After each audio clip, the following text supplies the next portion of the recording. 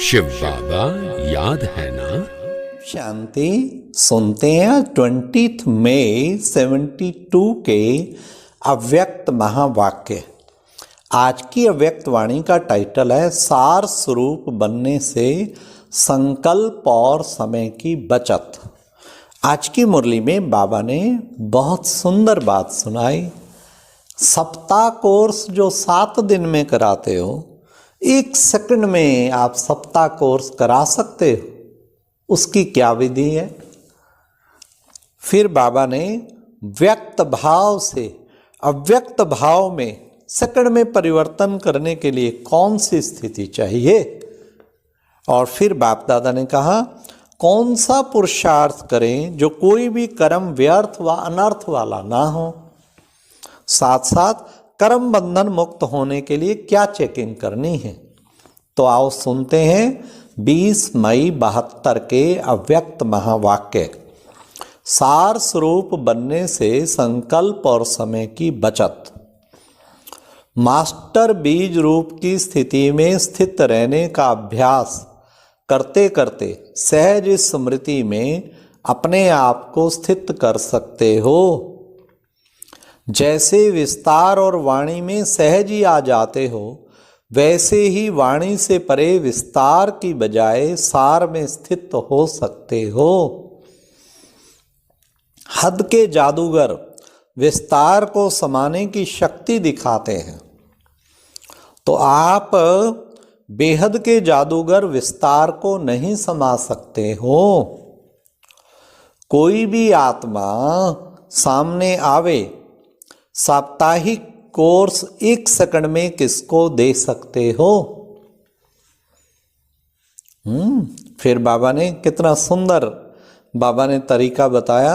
अर्थात साप्ताहिक कोर्स से जो भी आत्माओं में आत्मिक शक्ति व संबंध की शक्ति भरना चाहते हो, वे 1 सेकंड में कोई भी आत्मा में भर सकते हो। वह ये अंतिम स्टेज है। ऐसी स्थिति बनाने के लिए मुख्य कौन से अटेंशन की कमी है? फिर बाबा ने कहा जब साइंस ने भी अनेक कार्य 1 सेकंड में सिद्ध कर दिखाए हैं, सिर्फ स्विच ऑन और ऑफ करने की देरी होती है, तो यहाँ वह स्थिति क्यों नहीं बन पाती है? मुख्य कौन सा कारण है? दर्पण तो हो। दर्पण के सामने साक्षात्कार होने में कितना टाइम लगता है? अभी आप स्वयं ही विस्तार में ज़्यादा जाते हो। जो स्वयं ही विस्तार में जाने वाले हैं, वे और कोई को सार रूप में स्थित कैसे कर सकते हैं? कोई भी बात देखते व सुनते हो तो बुद्धि को बहुत समय की आदत होने कारण विस्तार में जाने की कोशिश करते हो। जो भी देखा व सुना, उनके सार को जानकर और सेकंड में समा देने का व परिवर्तन करने का अभ्यास कम है। क्यों क्या के विस्तार में ना चाहते भी चले जाते हो। इसलिए जैसे बीज में शक्ति अधिक होती है, वृक्ष में कम होती है। वृक्ष अर्थात विस्तार। कोई भी चीज का विस्तार होगा तो शक्ति का भी विस्तार हो जाता है। इसी रीति से कोई भी बात के विस्तार में जाने से समय और संकल्प की शक्ति दोनों ही व्यर्थ चली जाती है। व्यर्थ जाने के कारण वह शक्ति नहीं रहती। इसलिए ऐसी श्रेष्ठ स्थिति बनाने के लिए सदा ये अभ्यास करो। क्या? बड़े ध्यान से सुनना। कोई भी बात के विस्तार को समाकर सार में स्थित रह सकते हो। ऐसा अभ्यास करते करते स्वयं सार स्वरूप बनने के कारण अन्य आत्माओं को भी 1 सेकंड में सारे ज्ञान का सार अनुभव करा सकेंगे।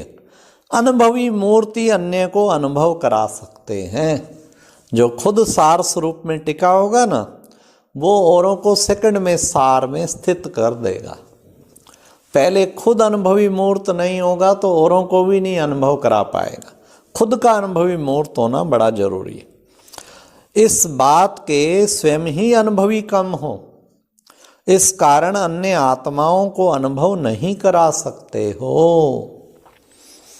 फिर बाबा ने कितना सुंदर एग्जाम्पल दिया, जैसे कोई भी पावरफुल चीज में व पावरफुल साधनों में कोई भी चीज को परिवर्तन करने की शक्ति होती है।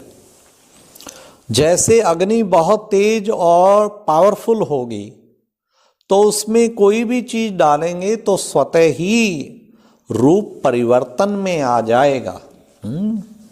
देखते हैं ना, हाई फर्नेस भट्ठी में, बहुत अग्नि की तेज हाई टेम्परेचर भट्ठी में, हाँ, जब वो रूड और लोहा आयरन डाला जाता है, कच्चा लोहा, तो वो कैसे एकदम पिघल के और रेलवे लाइन बनकर निकलती हैं। तो जिस स्वरूप में उसको धारण करना चाहे उसका स्वरूप परिवर्तन होके, और इतना स्ट्रांग परिवर्तन कि हजारों टन की गाड़ियां ट्रेन उन पर जाती हैं, लेकिन उस पूरा उसमें कोई चेंज नहीं आता, क्योंकि वो बड़ी हाई टेम्परेचर भट्ठी में डाला गया था।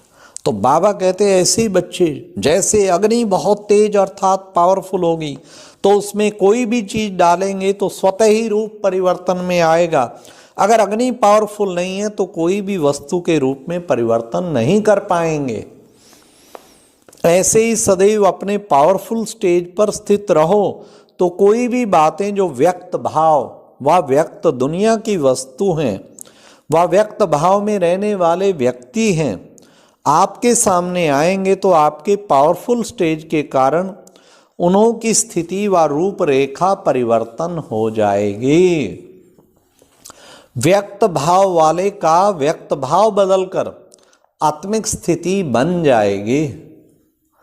व्यर्थ बात परिवर्तन होते समर्थ रूप धारण कर लेगी।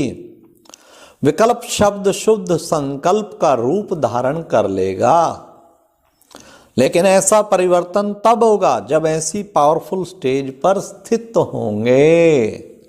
कोई भी लौकिकता अलौकिकता में परिवर्तन हो जाएगी, साधारण असाधारण के रूप में परिवर्तित हो जाएंगे। फिर ऐसी स्थिति में स्थित रहने वाले कोई भी व्यक्ति व वैभव व वायुमंडल वाइब्रेशन वृत्ति दृष्टि के वश में नहीं हो सकते। तो अब समझा क्या करना है, एक तो समाने की शक्ति कम और दूसरा परिवर्तन करने की शक्ति कम, अर्थात लाइट हाउस माइट हाउस दोनों स्थिति में स्थित सदा काल नहीं रहते हो। अगर मास्टर त्रिकालदर्शी बन हर कर्म हर संकल्प करो व वचन बोलो तो बताओ कब भी कोई कर्म व्यर्थ व अनर्थ वाला हो सकता है? कभी भी नहीं हो सकता। कर्म करने के समय कर्म के वश हो जाते हो। त्रिकालदर्शी अर्थात साक्षीपन की स्थिति में स्थित होकर इन कर्मेंद्रियों द्वारा कर्म नहीं करते हो, इसलिए वशीभूत हो जाते हो। वशीभूत होना अर्थात भूतों का आवाहन करना।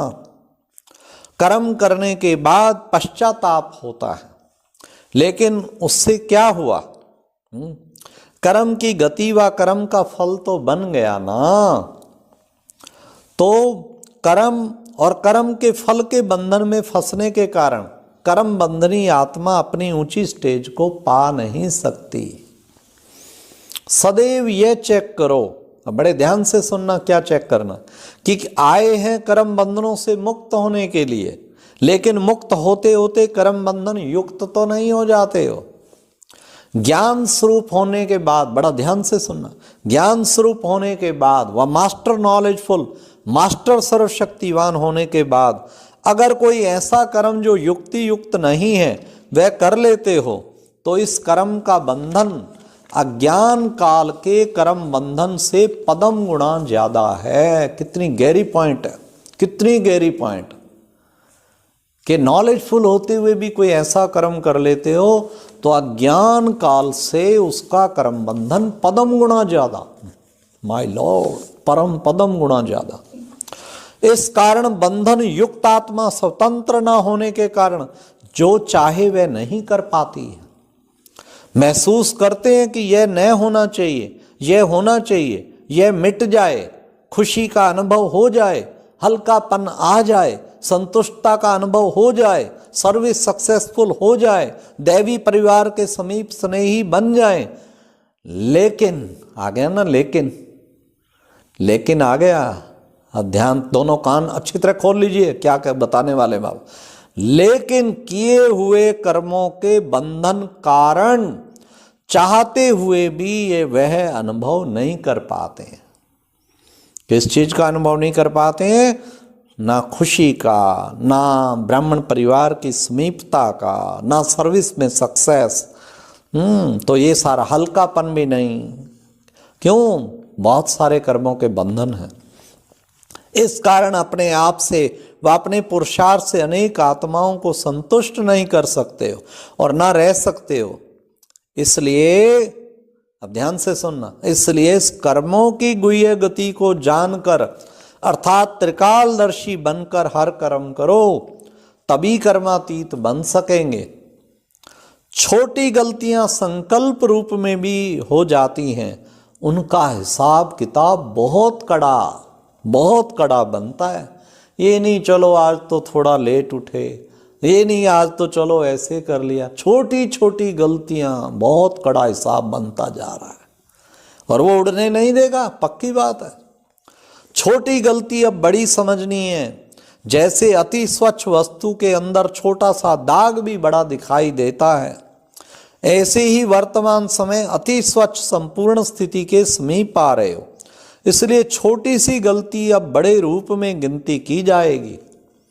इसलिए इसमें भी अनजान नहीं रहना कि यह छोटी छोटी गलतियां यह तो होंगी ही नहीं। अब समय बदल गया, समय के साथ साथ पुरुषार्थ की रफ्तार भी बदलनी चाहिए। वर्तमान समय के प्रमाण छोटी सी गलती भी बड़ी कमजोरी के रूप में गिनती की जाती है। इसलिए कदम कदम पर सावधान, बाबा ने आज सावधान किया। एक छोटी सी गलती बहुत समय के लिए अपने प्राप्ति से वंचित कर देती है। इसलिए नॉलेजफुल अर्थात लाइट हाउस माइट हाउस बनो। अनेक आत्माओं को रास्ता दिखाने वाले। स्वयं ही रास्ते चलते चलते रुक जाएं तो औरों को रास्ता दिखाने के निमित्त कैसे बनेंगे? इसलिए सदा विघ्न विनाशक बनो। अच्छा, ऐसे सदा त्रिकालदर्शी कर्मयोगी बन चलने वालों को नमस्ते। यह एक बहुत अच्छी वीडियो भी जरूर देखें।